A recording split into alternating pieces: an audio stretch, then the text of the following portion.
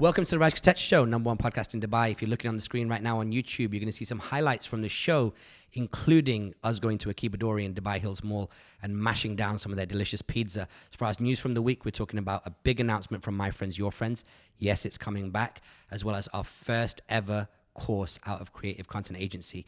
You're going to hear all about that, as well as our thoughts on Elon purchasing Twitter. As far as content recommendations, we're talking about Brian Armstrong popping up on one of our favorite podcasts. He's the CEO of Coinbase, and SUNDAR Pichai doing an excellent interview over at Stanford. And then a couple of shout outs. And if you want to get the detailed breakdown of everything in this show, head over to the descriptions on YouTube. Make sure you give us a subscription whilst you're there, or check out the podcast show notes. Vic, run the music.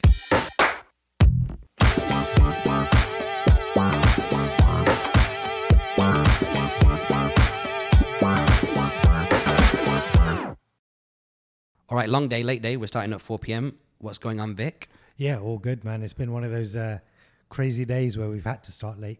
Yeah, it's weird. ALGO is, obviously podcasting is not our full-time job.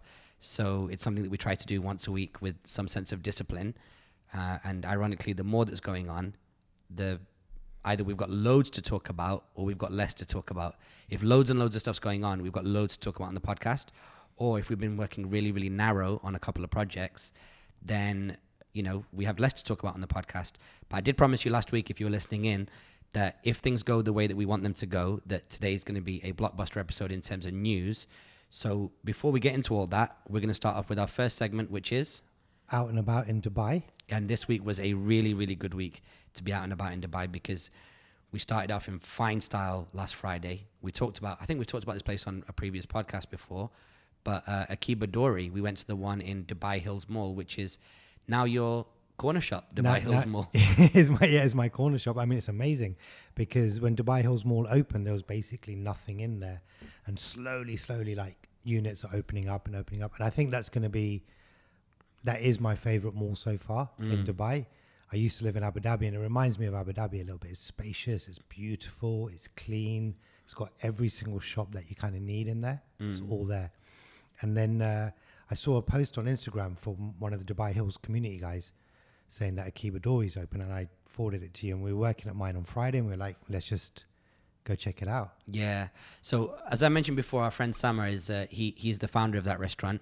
He's been opening them left and right. I think he's opened one or two in Saudi. He's obviously opened the one on Jumeirah Beach Walk that we talked about. Is that what it's called? Jumeirah Beach Walk? JBR, the pavilion, yeah. JBR, the pavilion. So, and it's funny because I'll talk about this later on, but, I was out at another dinner on the weekend with my friend P, and he was like, yo, AKIBA DORI is like banging. And it really is. And it was so good. So if you're looking on the screen right now, and I know you said not to say that, but I mean, we just have to make it work on this one. But if you're looking on the screen right now, watching on Spotify or YouTube, you will see some of the images and some of the video of this just outstanding unit. Considering how bold the interior design of this unit is, it works so incredibly well. It is like bright, attractive, but in no way like invasive or aggressive. It's just this wonderful thing that you want to step into, and you're already in such a zone before you sit down. And because it's not a new restaurant, like it's new in that mall, but it's not a new restaurant to Dubai, the food's going to be smashing, like it's going to be like insane. So I had such a good experience from like the moment we sat down. Good thing is there was 4 of us, and we ordered a ton of food, but boy, I think that's probably that's like the nicest unit, including retail, in Dubai Mall. In Dubai Hills Mall. Sorry, forgive me, Dubai Hills Mall, because I think it's so good looking. Yeah, it's amazing. It's like, I think they call it kitsch because of the neon lights and all that kind of stuff, and like the weird, like the cool kind of artistry on the wall and the kind of graphics on the wall. But it all works. I mean, it's not bad. It really does work. So Summer's our age, and he also created Stereo Arcade. So that's the reason why he's able to pull off those designs, because he had this arcade in JBR, which was all 80s. That's amazing. Like it's like stepping into the 80s. Yeah. So the reason why it's like bold and brash, and like you said, okay, there's like elements of like, if somebody did it wrong, it would be tacky, but he's managed to include all of the neons, all of the metals, all of the grills. Not him, his designer, whoever he employed. But that it's just come across really, really well, and the pizzas were insane. We did the best. Inside tip, sorry to the team at AKIBA DORI, but we came up with a killer pizza, a killer custom pizza, which was Which one was it? Oh, was it the vegan pizza with cheese? Vegan right? pizza with cheese. Yeah. So they've got a really beautiful looking vegan pizza on the menu, and then you decided to add cheese to it. Yeah, because pizza without cheese isn't a pizza. It's just bread and tomato sauce. Yeah, So yeah. it doesn't make sense. It's somebody throwing tomato soup on a bread. So then what we asked them is we said, look, we're not vegan, so can you put like your normal mozzarella cheese on it? And they did it, and it was amazing. Yeah, shout out to Rabia and all the folks that looked after us. Gave Ine some free ice cream. Yeah, he blagged it. So that was good. So no, it was a really good place. I would strongly recommend getting down there. And also, my brother-in-law Wes went, and he was like, I've not seen so much free space anywhere. Yeah. Like, and I was like, it's true, but the occupancy of that mall is, to eyeball it, it looks around 50%. I think you called that. I'd say that's probably about right. They're still opening stuff up there. But that big space that you've got in the middle of the mall, if you're on the ground floor, there's just huge areas of space. And clearly that's just going to be opportunities for pop-ups, for like kids entertainment. Because if you go to Dubai Mall, which is also by Emaar, if you've got these huge open areas, they occupy it with like temporary things. So I think that place is going to become really, really hot. It's going to take a little bit of pressure away from the other malls, especially MOE and Dubai Mall. And because it's so family orientated, I think you're going to have all sorts of stages there for like festive occasions. And you've seen with your own eyes how quickly Dubai Hills populates. Like if something new opens, it does seem kind of empty and derelict for about 12 seconds. And then all of a sudden it's like... Poof. Yeah, what I'd hope it doesn't become is like busy like MOE or Dubai Mall. I think it will become busy, but not as busy as those two. And there's a lot of space, so they'll probably just do what they do in all the malls. Like Nakheel Mall has like the right market and stuff, and they just do the kind of little pop-ups like you said. I think that's a good idea, and I think they'll probably do that. But I think they'll probably just wait for some of the more units to open first. Q4 is going to be slammed. It's going to be great. Bro, we spoke about this in the last episode. Like, you can just see all of these little ducks lining up for an incredible Q4. Like that mall's going to have a really good... I mean, Dubai as a city is going to have a Q4, but you can see a really amazing Q4, but you can see everything lining up to take advantage of it. So if you've not been to Dubai Hills Mall, head over there, go grab a pizza at AKIBA DORI. It's delicious. We're not sponsored by them. We genuinely pay for that food. It is delicious. And of course, like the founder is our friend, so big up to him, because any entrepreneur that's doing well in the city, we've got mad love for. Yeah, man. And the next one's all you. Yeah, so I went to this place called Rush Racing in 93-94 in Al Barsha. What's 93-94? So it's like a little courtyard. It's off Sakim Road where all the furniture shops are. Mm-hmm. Oh, okay. Yeah, no one knows about it. I didn't know about it until I was driving past one day and I saw this like little courtyard. I was like, let's go check that out. So on Sunday we said, all right, let's go. And we went in and we thought, let's just get a coffee and whatever. There's like a Caesar's restaurant there. There's a Moroccan place. There's a shisha place. There's an Egyptian place. There's a couple of spas. There's an Iranian sweet place. And like hidden away, there's this place called Rush Racing. You go in and they've got 10 simulators of F1 racing. Dope. So you sit down, it's got 3 screens, one in front of you and 2 kind of at 45-degree angles. And you feel like you're in an F1, like a racing car. And you just pay, it's like 80 dirhams for 30 minutes. And it's on the entertainer. And it's just great. Me and Ine just played for 30 minutes and just rode around the track. You get proper feedback. It feels like you're racing. It's amazing. Wow. Like proper simulators. They've got 10 downstairs. Very quiet though. Like a really, really quiet place. I want to check that out. I thought the story here was, and obviously I know you've told me, but I tend to forget, but I thought this was something that you took Ine to. But I remember at the time you and Ine had half an hour to kill, so you went and did this. And that does sound really, really dope. It's kind of like it's kind of like a semi-immersive experience because there's 3 screens. Is that right? It's almost got like, it's not VR, of course, but it's got like elements of that kind of energy to it. Yeah. So think about like, when you go to the arcades and there's like a racing car game. Yeah. And that's just 1 screen in front of you, but now it's got 3. Yeah. And you feel like you're in a car because there's like haptic feedback. Like proper feedback. And when you press brake, like the chair moves. So you feel like you're braking. So it's like a real experience. So 80 dirhams can get 2 people.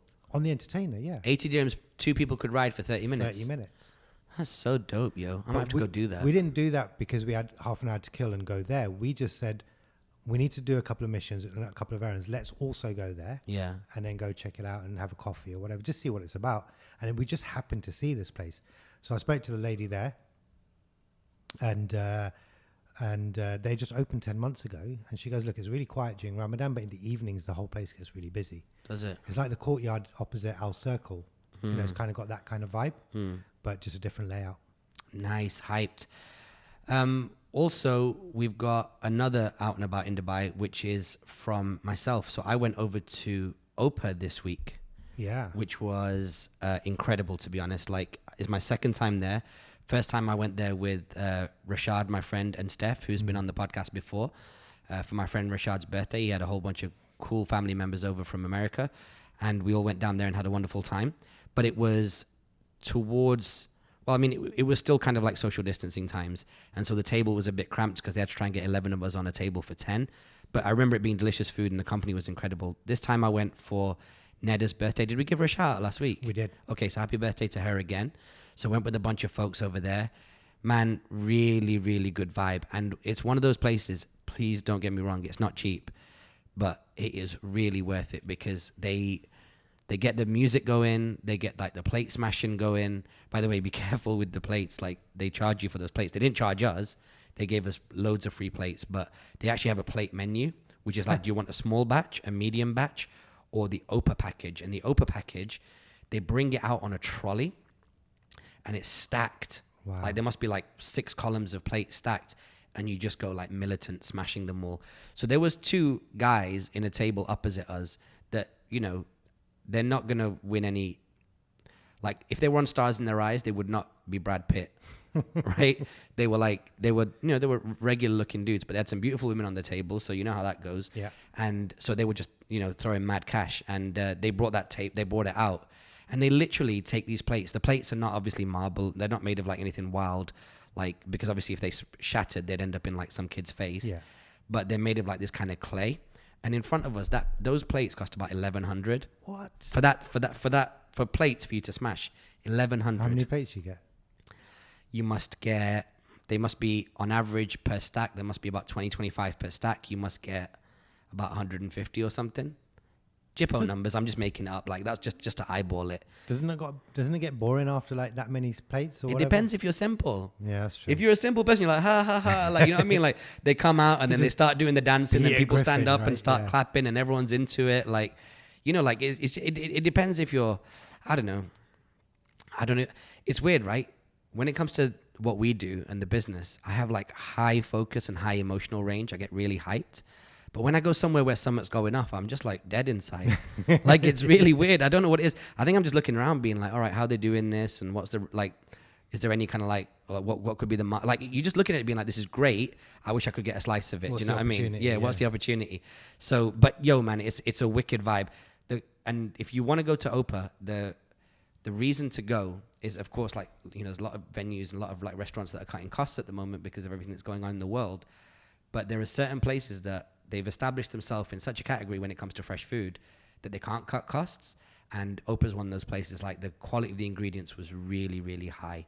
Everything from the tzatzikis to the non-veg to salads. It's great. And actually, if you go there and you choose the certain right dishes, you'll spend what you'd spend in like a nice restaurant without going over the top, because there's always over the top dishes. So highly recommended. Shout out to everybody we went with. So that night for Ned's birthday, shout out to Nabila, Kix, Puja's friend Farzad, Nabila herself, and Neda herself, and P. Yeah, so shout out to P. We've got to get him on the show because we had a good time afterwards. We went out for like a little kind of like post restaurant tea, and it was too much fun. And then next up, you went for tea. Yeah, but we went for tea with him, which is like shisha and all that other stuff as well. Yeah, no, it was not real really tea. Just tea. Yeah. And P's one of those dudes that knows like where the best kind of like shisha and all that stuff is. I'm not the biggest shisha guy in the world, but then if someone says like it's really, really good here, then you can go with him. He's basically got a shisha cafe in his house. Right. Yeah, it's so dope. So he knows exactly what he's doing. You can pretty much he is to shisha what you are to choosing dishes on a menu. Okay, fair enough. He's like the Rain Man of shisha. Okay, and next up, well, I think that's kind of it really. But what we do want to do as we wrap up here from both of us, sincerely, as 2 long-term Dubai residents, Vic and I, and Alex, of course, and everybody who's involved in our business and the show, would like to wish everybody in Dubai and everybody across the Muslim world a happy Eid. Eid Mubarak. Eid Mubarak to everyone celebrating. next week. Great news out of Dubai. They're going to basically give people 5 days off. Yep. So next week's effectively like a week off. And I hope that everybody with their families has a great time, and you get to just do whatever you want to do that week. Just on that, I think it'll be a good Eid week because the country's bounced back. It's opened up. There's going to be a lot of like festivities and fireworks and all that kind of stuff that they used to do, like in a big way. And I think that'll be back. So I think everyone just keeps an eye out for that if they're not going away, and just see what's going on. Yeah, if you're going somewhere, to get involved. Oh, I'm sorry. Go ahead. No, it'd be nice to get involved. Yeah, it would be. And if you're going somewhere, let us know what you're doing. We'd love to hear what you think of it. We'll talk about it on the show. And if you're staying local, then drop us your suggestions. You never know. We might just pull up. All right, next. So we've got some really big news from the week. Yes, we have. This week, as I mentioned last week, if we pull off what we're meant to pull off, then we're going to have some great announcements to make. And the first announcement is that My Friends, Your Friends is officially coming back for the first time since 2020. We wanted to make it really special. We racked our brain and thought about it. And we're going to do a few things that we've never done before. Firstly, let's just start with all the basics because I tend to forget them. Yeah. It's going to be on Wednesday, the 11th of May from 6 p.m. The venue that we've chosen, we've broken our own rule book. We are going back to a venue for the first time. Which one? The first one. The place where My Friends, Your Friends started.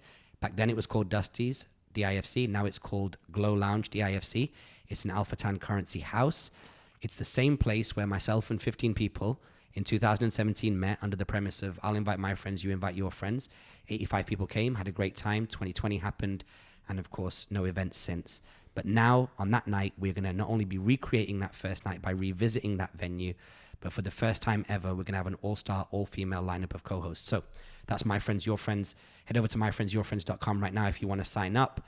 It's very limited capacity, 150 people. There's 4,000 in the community, so the sooner you act, the better. Of course, free drink on entry, happy hour, and a couple of little tricks that Vic and I will have up our sleeves by the time that event happens. Yeah, hopefully, if all goes well, which means probably not recording any more ALGOs, but here you go. Oh no, well, that night, we already spoke about what our schedule is that night, Yeah. so we're gonna have to be super punchy. All right, next. So we've got another big announcement from our camp, which is the CCA boot camp. Yeah, so we've made a conscious decision. For those of you who've been following our journey, you've noticed that every few weeks we talk about, an update on the 4 Ps. And we'll reveal this guy in time, but we've basically got the world's leading expert helping us on courses. And he's just, I wouldn't say he's a genius in the sense that like he's not like a Kanye level genius, but he's a deep subject matter expert. And it's just incredibly humbling to learn from him. And as a result of that learning, we've decided that one of the ways that we want to share the 4 Ps content strategy is by putting together a boot camp. It will be starting in the month of June, as it goes at the moment. Applications will be starting in the next week. If you want to apply, we are going to be giving a mix of different learning opportunities. So if you're somebody who wants to build your brand, then the course is called Creative Content for Brand Building. We are going to be teaching strategies, proven strategies to help you attract valuable audiences at scale. And you will have a mixture of one-on-one coaching. You'll have small cohorts, like group classes. And then there'll be, depending on how many classes we do, if there's more than one, then we're also going to have like big round tables for anybody who's involved in our agency to come in and chat and ask questions. It's not going to be the cheapest, it's not going to be the most expensive, but you're going to get a ton of value for money from it. So more information coming up in the next week. But if you're in the content strategy world, please stay tuned. Vic and I will be making an announcement on both of our Instagrams on this podcast and here, there, and everywhere. Excellent. I can't wait for that. That's something, you mentioned at the very, very beginning of this is like when we're like working on some specific things, we're doing less in the week in terms of like going out and even like consuming content because we're like really deep in the work. And these are the two big things that we've been working on over the last, quite a long time, but much more so in the last 2 to 3 weeks. So it's good to now be able to talk about it. Yeah, we have these things like Vic's been involved in all these things that I'm better known for, but like imagine like how hard we work heading into Vayner World, how hard we work heading into Raj Kotecha birthday parties, how hard we work heading into New Year's parties, how hard we work heading into just a regular My Friends, Your Friends. I was saying this yesterday, like when I was on camera, I was like, I don't think people realize like how hard we worked. We had a normal day's work that we did, then I had to do a whole bunch of stuff on camera, then came back and then was studying and was basically falling asleep on camera, like on Zoom. But that intense like level of work, that focus builds these incredible things that that tend to like, you know, continue to offer value to people for more than a decade. Yeah. You know, you look at the parties, you look at the agency and the 4Ps and all this kind of stuff. So I'm really excited. I really hope you're all going to get a chance to participate. Okay, and then finally on news from the week is Elon Musk has actually managed to buy Twitter. Yeah, you know, we spoke about this, and I wonder. I have my answer to this question, but I really wonder what yours is. From all of our conversation, our debate around this, now that it's finally happened, what are your thoughts? And what are some of the things that you were thinking about that you still believe to be true? So I think the thing that I still believe to be true is the free speech part. That was very much the real kind of motivation behind him buying Twitter, in my opinion. That's so crazy because that's the most controversial thing in the media. Yeah, I know, but I still think that's the case because. So just reiterate for people who didn't hear before what you mean by that. Part of the reason why, and a big motivation of why Elon is buying Twitter, is because Twitter's the last bastion of free speech in the social media world and even in the news world.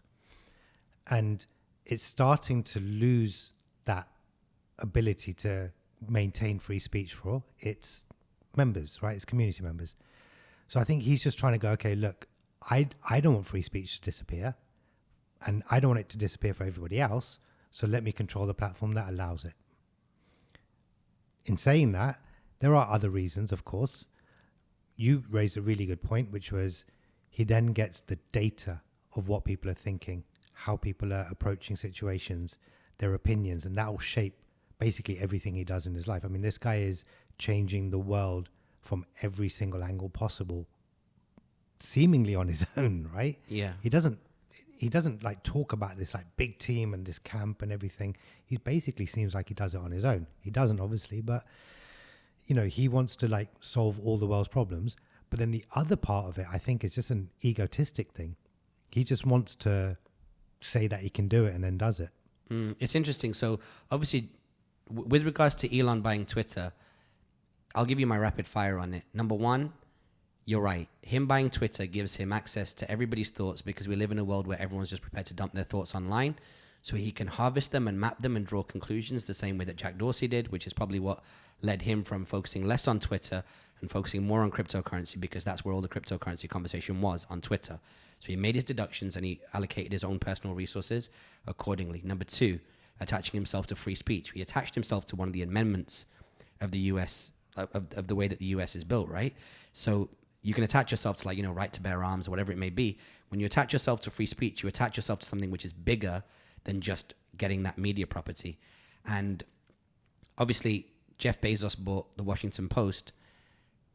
He owns a media property. Now Elon owns a media property, and he owns one of the biggest media properties, which is Twitter. And then there's all the other back and forth that's coming from it. But I am excited about the innovation. I'm excited about the payment models and the subscriptions and the different profit opportunities that Twitter is going to have and what kind of products it will become as a result of that. I think Twitter is going to bring in a whole much more AI because he's got incredible engineers behind him. And I also like a point that David Sachs has been making for a few weeks, which is that free speech doesn't mean boundaryless posting. Like, just because you can say whatever you want doesn't mean that you can upload cruelty to animals and it's like, okay, because that's your right. That's never been your right. It's your right to say what you want, but it's not your right to post whatever you want, because there's just certain things that people do not want to see online that involve, you know, cruelty or just the absolute edge of like morals and ethics. Yeah. And I think we're about to go into a very, very interesting time with Twitter. So yeah, he's bought it. Go do your own research with regards to what you think the pros and cons are. But now that the transaction's gone through, it's a case of wait and see. Let's just see what options he creates for himself, what options are on the table, what order he does them in. I think we're going to see the board members change. We're going to see a huge culling in those ranks. And then we're going to see it enter the portfolio and probably become... There's probably going to be some Tesla-fication to it because there's a certain character that his businesses have. You know, the Boring Company, SpaceX. It's a little bit radical. It's a little bit out there, but everything he does has got conviction to it. And it's going to be nice to see Twitter with conviction. Yeah, I agree. I think it's it's kind of just, I think I said it in a couple of podcasts ago. It's almost sidelined Twitter. It's just kind of its own little lost child. And he's probably just going to, he's probably just going to bring it into the forefront Teslafying. What do you say? Teslafication. Yeah.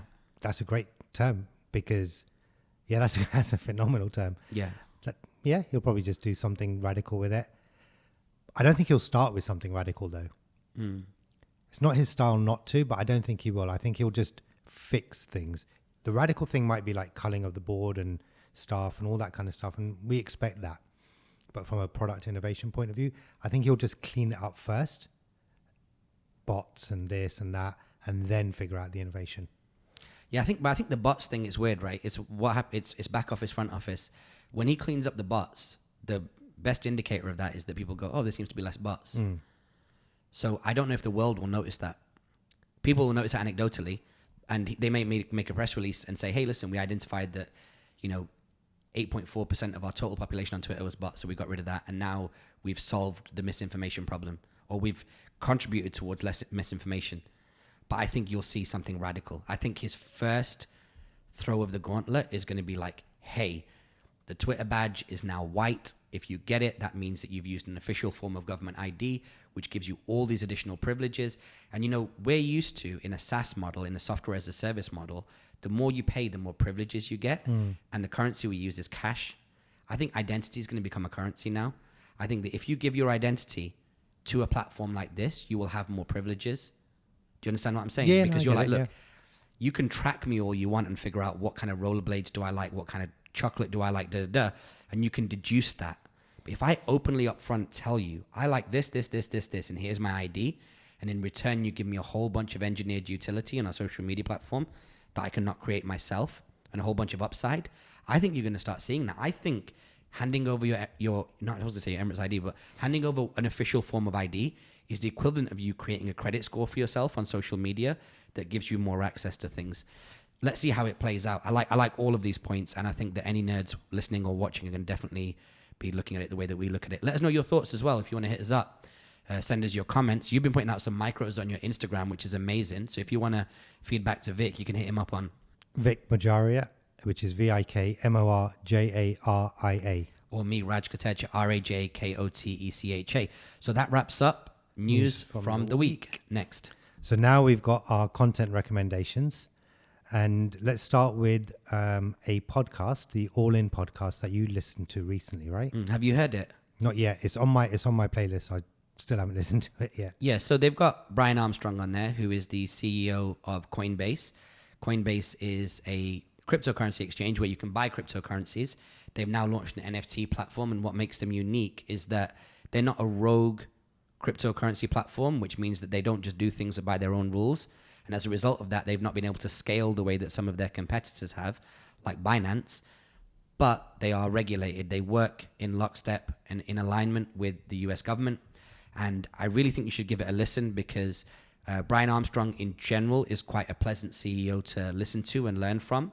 But what they have done here, and there's a moment in this podcast which you'll need to go and find, but Brian's only in there for the first hour, I believe, of the show, or less than that, where they talk about the different types of cryptocurrencies and what they are effectively, and if they are that thing effectively, who should regulate them. So, for example, if it's a DAO or if it's a currency, should it be thought of as a security?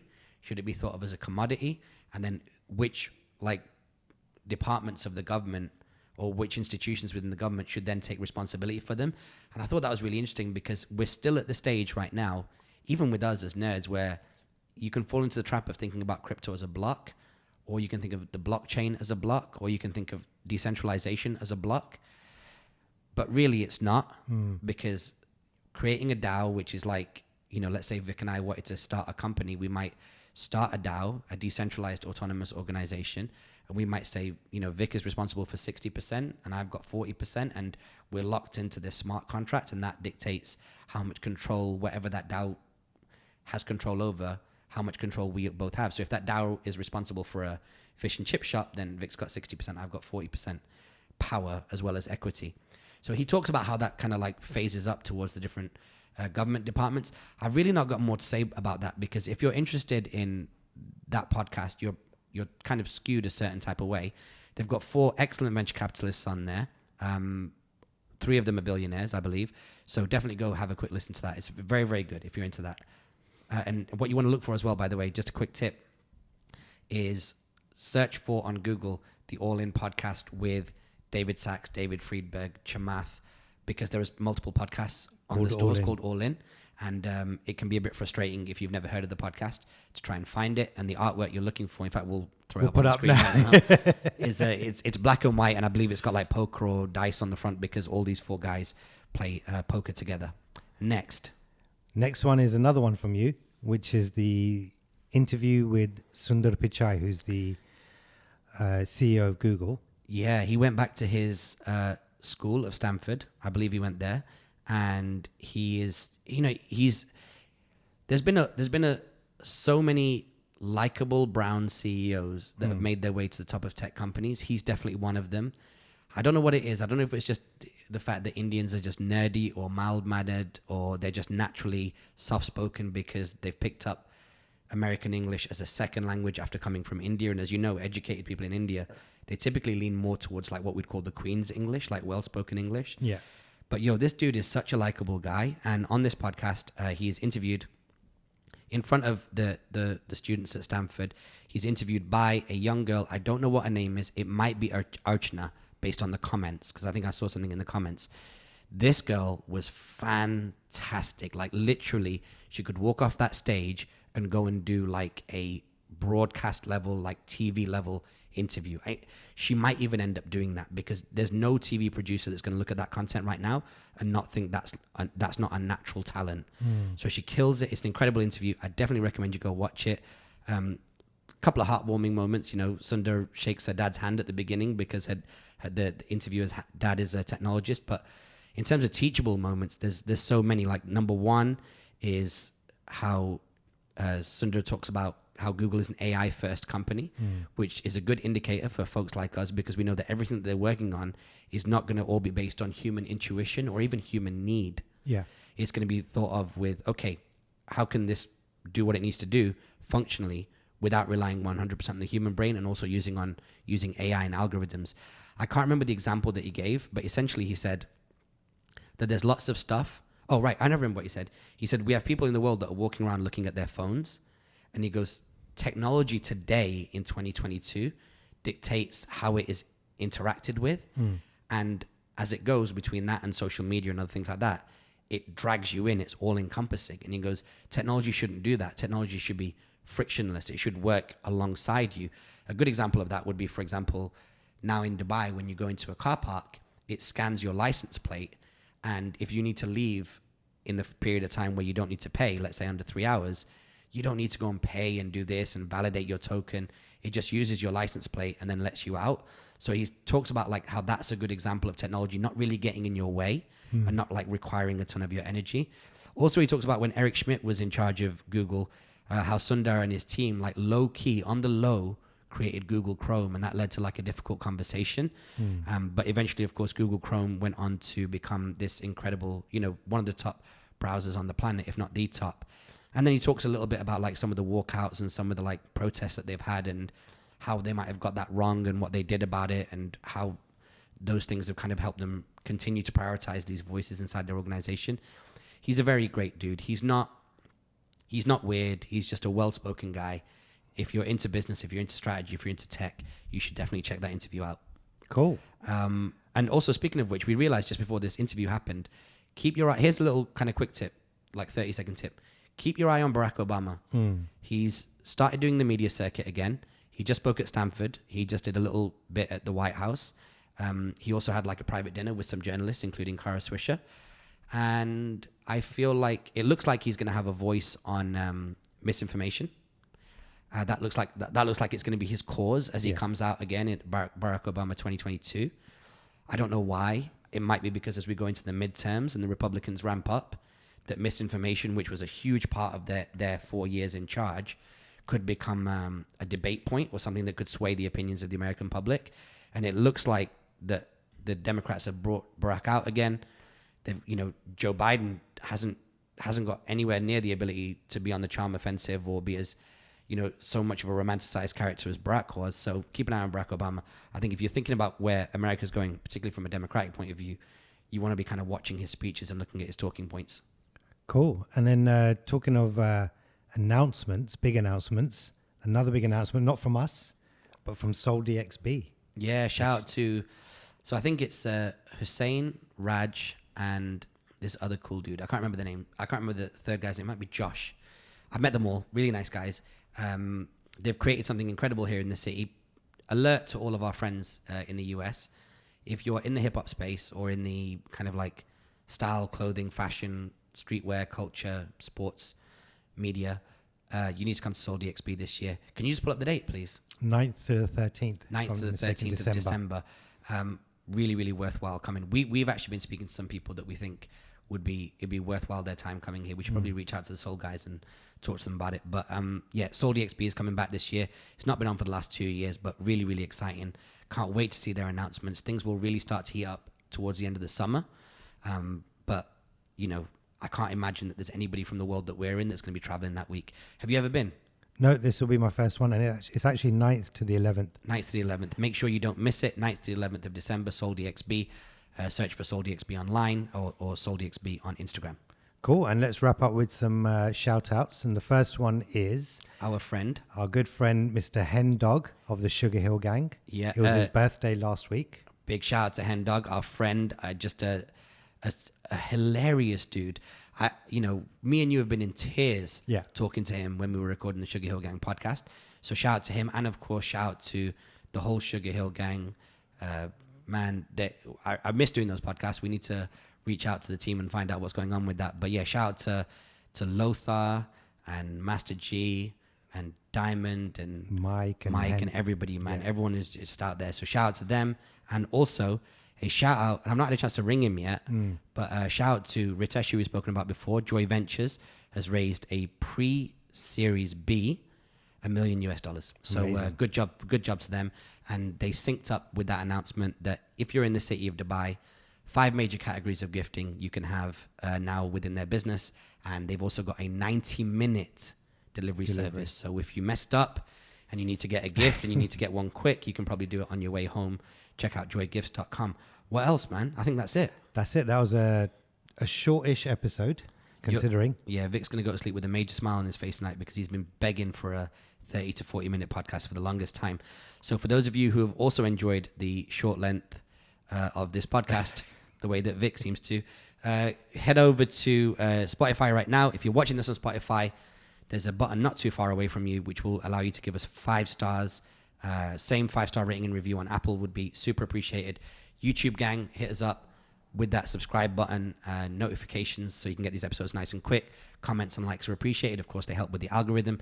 And wherever you listen to this podcast, make sure you forward it on to folks. And that's it, man. Thanks so much for listening. We can go a couple of extra minutes and reach out to Alex and find out what's going on with his knee. We can, but we won't. Oh, okay.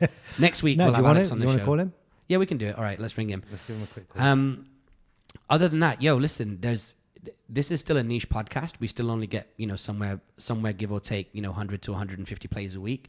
So I want to give a massive shout out to everybody who reaches out to us and says that they enjoy the podcast. It means the world to us. We really appreciate it.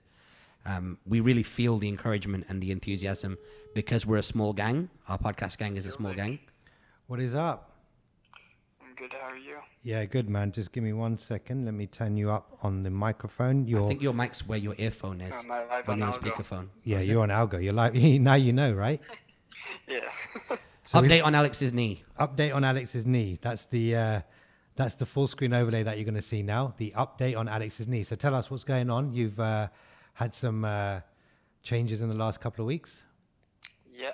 So basically now, when I'm at home, I'm off crutches. It's just if I need to walk like a longer distance than just from like my room to the shower or something like that, I need to use crutches. But so every day it's getting better, and then that's basically it. Just getting better slowly, and I'm started physio, so that's good.